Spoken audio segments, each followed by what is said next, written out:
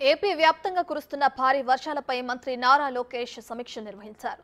కొండ చర్యలు విరిగిపడిన ఘటనలో మృతి చెందిన నాగరత్నమ్మ కుటుంబాన్ని లోకేష్ పరామర్శించారు. ఇక ప్రభుత్వం తరపున కుటుంబానికి అండగా 5 లక్షల రూపాయల చెక్కును అందించారు. వారికి అన్ని విధాలుగా అండగా ఉంటామని హామీ ఇచ్చారు. ఇక ముంపు బాధితుల కోసం పునరావాస కేంద్రాలు ఏర్పాటు చేశామన్నారు.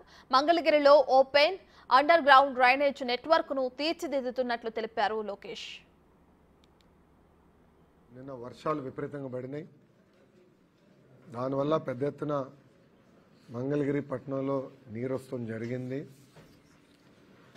కొండ నుంచి కూడా నిన్న ఒక రాయి జారి ఒక తల్లి చనిపోవడం జరిగింది.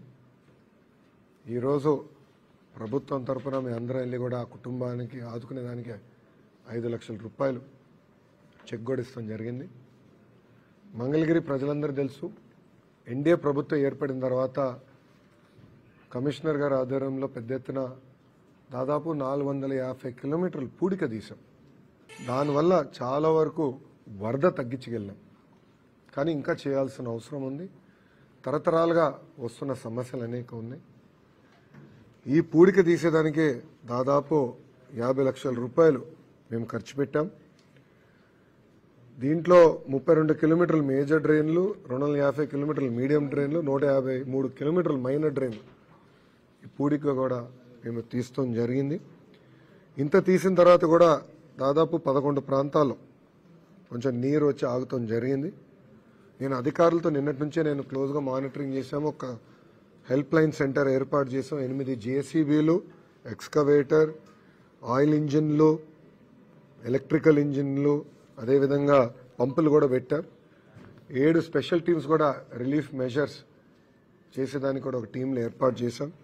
మీడియా మిత్రులు అందరూ చూసుంటారు. నిన్న కూడా మీరు బయటకు వచ్చే పరిస్థితులు లేదు. కానీ అధికారులు, పోలీసులు, పార్టీ అంటే తెలుగుదేశం పార్టీ, జనసేన పార్టీ కార్యకర్తలు అందరు బయటకు వచ్చారు. అందరు కూడా ప్రజలకు సేవ చేశారు. ఎక్కడైతే ఎవరింట్లో అయితే ఎక్కువ నీరు వచ్చి వంటలు కూడా చేయలేకపోతున్నారో వాళ్ళకి భోజనాలు కూడా అందిస్తున్నాం. 2-3 దగ్గర నాకు ఫీడ్బ్యాక్ వచ్చింది. వాటర్ ట్యాంకర్లు అవసరం ఉందంటే గంట లోపలనే మేము అందరం కూర్చొని రివ్యూ చేసి అది కూడా పంపిస్తున్నాము. కానీ ఇంకా చేయాల్సిన కొన్ని పనులు ఉన్నాయి. లోతని ప్రాంతంలో ఇంకా నీరు ఉంది. వర్షం కూడా వచ్చే వారంతా వర్షం కూడా ఉందంటున్నారు. లోతని ప్రాంతంలో ముందల ఆయిల్ ఇంజిన్లు ఇంకా అదనంగా